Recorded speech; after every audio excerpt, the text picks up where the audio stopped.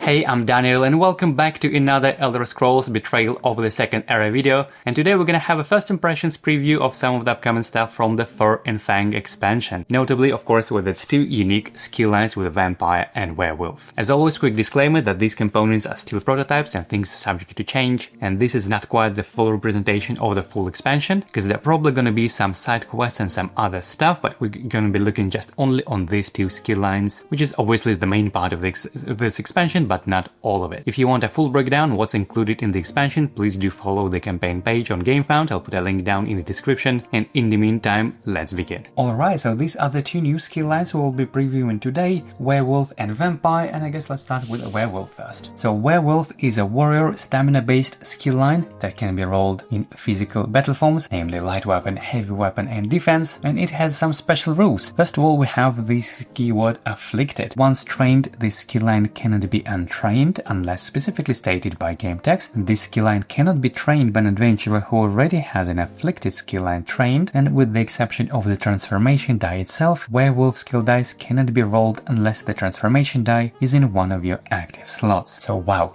so many exceptions, so many different things here. Find it quite interesting that you cannot untrain it, so if you choose to train it, you'd better choose wisely, but of course you cannot roll any Werewolf dice unless you use transformation first. So let's talk about that first. This die must be the only die you rolled during this engage. Wow, this is again something different, something we have not seen before. This kind of limitation is quite interesting. Once you place this in your active slot, once you quote-unquote transformed into a werewolf, you can then only roll werewolf and combat skill dice and cannot use items. Wow, this is quite a twist. I genuinely did not expect this skill line to work that way, but if you think about it, it actually makes tons of sense thematically. But interesting, it says you can only roll werewolf and combat skill dice, but apparently, and this is my assumption, that everything you already have, let's say in your cooldown track, for example like acrobatics, or other stuff in your active slots, for example like medium armor, or probably even status effects like storm calling, all of those things, kinda active ongoing effects, they can still work with werewolf. I might be wrong about it, but at least based on this text, on this wording, it says that you can only roll those dice, and specifically werewolf and combat, while you are transformed, but I believe all other effects in your cooldown track, in your active slots and status effects, they can still work. So perhaps in that sense it isn't that much of a limitation, so of course we'll see.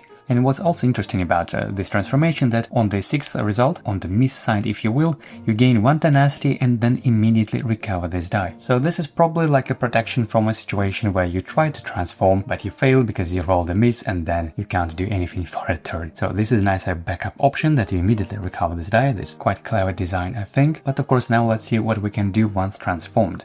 And the first die we have is Feral Pounce. Gain up to 3 light fatigue to place yourself in an unoccupied hex up to a number of hexes away equal to double the amount of light fatigue gained, and then deal damage equal to your current health to an adjacent non-quest enemy. So wow, damage equal to your current health, that is massive. Potentially, we're talking about something like 11 health, so 11 damage. Could be probably even higher than that with certain items. Wow, definitely not too bad. And this of course not even mentioning this jump that you place in yourself for up to 6 hexes, which doesn't count as your movement, which means you can use this pounce, essentially teleport across the half of the clash tile, deal a bunch of damage, and then you can still move because you haven't used your move action. Okay, this is definitely very strong. But on the miss side, we have gain 2 tenacity, or immediately roll 1 free combat skill die from anywhere on your mat, adding to your engage. Wow, and look at that. All misses always gain 2 tenacity instead of 1. Wow, this thing alone can be just absolutely massive for certain classes, and also all of those dice are level 1 skill dice, so a bunch of level 1 dice, a bunch of tenacity. Yes, I think spell swords will be happy.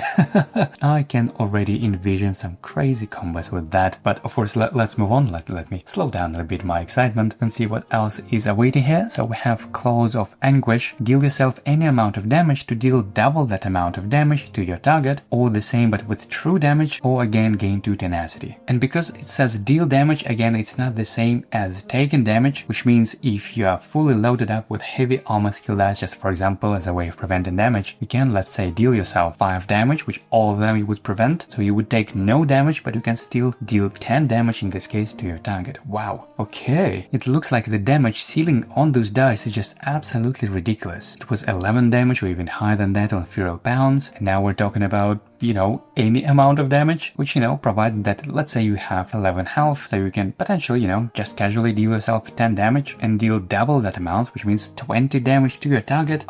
Wow, this is ridiculous. This is the kind of OP stuff I just absolutely love about this game. But of course, let's move on. Next, we have Savage Strength. Roll enemy combat skill dice equal to your target's defense, adding them to your engage. After this engage, roll a status die and gain the result. So this is effectively a way of ignoring enemy defense. So you add an enemy combat die equal to your target's defense. Okay, so let's say if you're targeting an enemy with 3 defense, you added 3 enemy combat dice, which means you pretty much guarantee kind of pushing through that value of defense, adding that much damage. But of course, it could be even higher than that if you get lucky and roll all of those extra enemy combat dice with, let's say, number 2. So yeah, I think this is a pretty thematic way of kind of ignoring enemy defense with potential a little bit of extra. So this is quite strong as well. Now, moving on to the next, and I wanted to say level 3, but now all of those dice are still level 1, which is definitely not something we've seen before, with the only exception of combat skill line. And here on this side we have Blood Moon. Gain 1 over fatigue and heal yourself for 3 health. Any excess is gained as bonus health, and the same for the other result. We can gain 2 over fatigue and heal up to 6 health, again also gaining bonus health if we don't need that much healing. And wow, yeah, that's quite a lot of healing, even though this dice is drained. Again, a spell sword, yes, spell sword is definitely looking at this skill line of recovering all these level 1 skill dice is definitely going to be quite fun, but just for other classes and builds, just bonus health. Templar, yeah, probably just looking as well.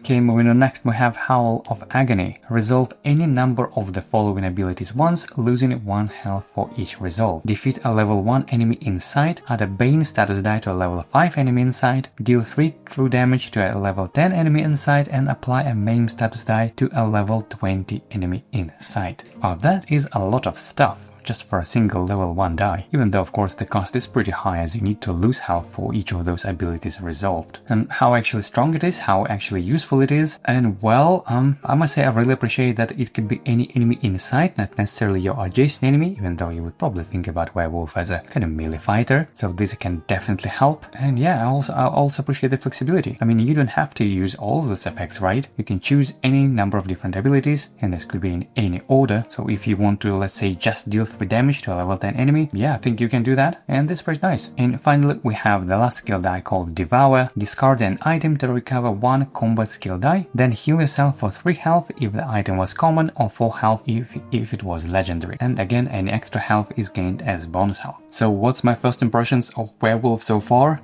And well, it looks like it's gonna be just a killing machine. I mean, you just look at all of this stuff here, at Feral Pounce and Claws of Anguish. I mean, the damage potential in these dice is just absolutely huge. And even though, of course, the main limitation is you cannot roll any other dice except Werewolf and Combat, and you cannot use items, but if I'm not mistaken, you can still gain the benefits of all other effects, again, whether it be like heavy armor or acrobatics or stuff in your active slots. And if you take into account all of those things, including some of the new skill lines, for example, like Assassination or Storm Calling, and you combine them with Werewolf, wow, these can be huge. Probably the weakest point of Werewolf would be fighting a bunch of native enemies in Black Marsh, which, as soon as they target you, you need to exhaust die from your active slot. And so that means they can potentially kick out your transformation from your active slot, so you would lose all of your extra power, your ability to roll any other dice until you transform again. But nevertheless, I think this is a very thematic and I love it so far. Moving on, next we have Vampire, of course. It's probably another fun favorite skill line.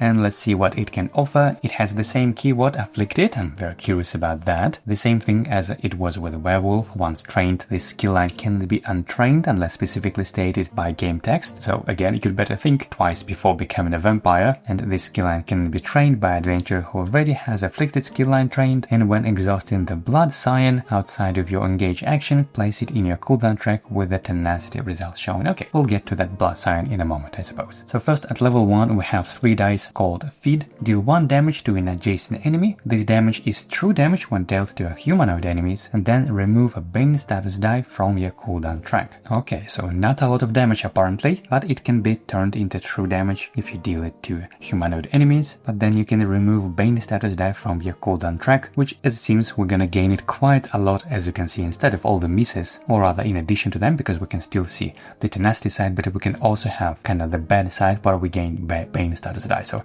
this is a way of removing all those bad effects. Okay, so on to level 2 we have Mist Form. Swap hexes with a targetable enemy, then deal X damage to each adjacent enemy, and this damage is true damage when dealt to humanoid enemies. Okay, so on the other face it's just swap hexes with a targetable enemy without any damage, and on the bad result, yeah, we gain Bane status die or drain this die, and you must resolve this effect. Okay, so it's kinda a little bit of teleportation here and there, and now I should probably mention that this vampire skill line is from the Thief constellation, and it can be used in any battle form, which is definitely quite a big thing, and it opens up a lot of probably some combo possibilities. So even when you think that some die may be not as strong as you compare, for example, with Werewolf, but I think we need to keep in mind that the potential combos are actually much larger with the vampire skill line, simply because it's so flexible and can be paired with any other skill line. But in the meantime, let's move on to the next level 2 skill die. We have Mesmerize. Roll 1d6 and apply a dazed status die to that many targetable enemies, and quest enemies can gain this status die as well. Wow, so that means we can potentially apply daze to up to 6 enemies, and of course, because the word targetable, that means the range is actually depends on the battle form. And from what we've seen so far, because we have targetable enemies, but here we deal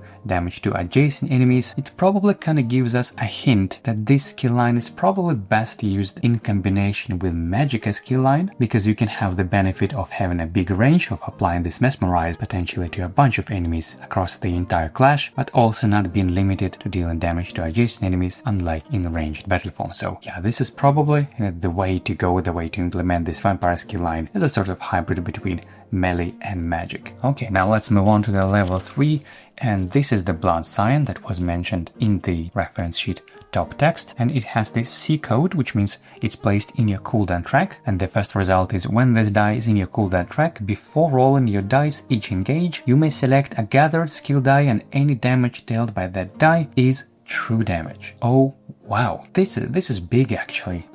I mean, just imagine combining this with something like Cleave, for example. You know, when you deal a bunch of damage to all adjacent enemies, and now all of a sudden this is a true damage. Okay, so this is probably the biggest thing that we've seen in the vampire skill line so far, turning any damage from any skill line into true damage. Yeah, this is massive. Okay, now the next result we have is while this die in your cooldown track, your stamina and magic stat are increased by 1. And okay, you know what, this is not too bad at all. This is quite useful, and for Magicka, I'm instantly thinking now of the new mage class that we covered just a video or two before, where now you have the ability Meteor, which deals damage based on your Magicka. So with this skill die you have +1 Magicka, so +1 more true damage with this Meteor. Not too bad, and yeah, I think it's just pretty useful to have those extra stats nevertheless. And finally, for this result, when this die is placed in your cooldown track, if it's in a draw bag, deploy the level 10 giant bat to a hex as close to you as possible. The giant bat is a companion controlled by you for this battle, but when this die would leave your cooldown track during battle, it is drained and the giant bat becomes an enemy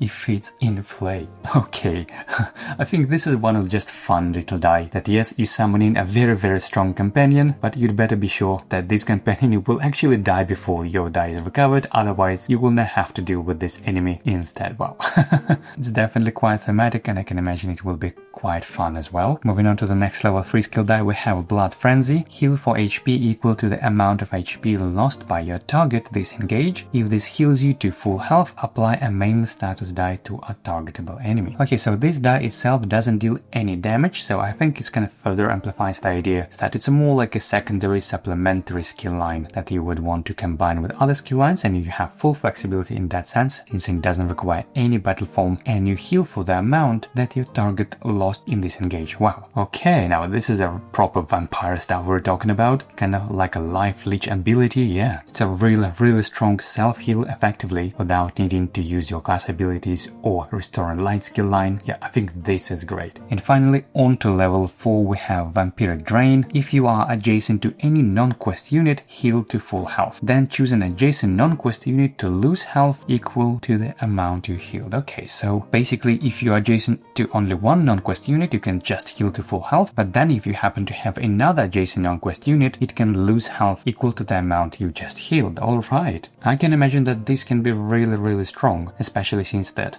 the second adjacent enemy is losing health, which again is effectively like a true damage. You just straight up lose health, ignoring all defense and all of these things. So this is definitely quite strong, although I can imagine it's just a little bit more maybe situational. So what's my first impressions of this skill line as a whole? And well, I think if you compare it just on its own to other skill lines, or for example something like Werewolf, it definitely may seem not as powerful, but I think its flexibility and the way you can combine it with other skill lines, it makes it really strong. And now if we look at the both of these skill lines, kind of my overall impression of this pack as a whole, I think both of these skill lines are very unique. They offer quite different experience to the way you build your characters and even approaching the character building kinda as a whole. Werewolf is definitely just a pure raw destruction power, pure beast, not pun intended, and Vampire is kinda a little bit more kinda intelligent based, cleverly integrated in other builds, a little bit of self-sustainability and other tricks in that sleeve. So overall my first impression is very positive. I think they are designed very well and I can't wait to play them. And that's a wrap for today's video, but before we sign off, just want to let you know that I have now a dedicated playlist specifically with all new stuff on this campaign. There is already a video with my honest thoughts on the campaign itself, plus of course all the individual first impression videos for different expansions with new classes and new skill lines. Definitely check those out, and of course I have beyond that more than 20 of other videos of the Elder Scrolls on my channel with a deep dive, class guides and skill line breakdowns. Definitely check that out if this is something you would like. And of course don't forget to hit the subscribe button to not miss any of the new uploads for the Elder Scrolls and other games on my channel. And well, as always, thank you for watching and I'll see you in the next video.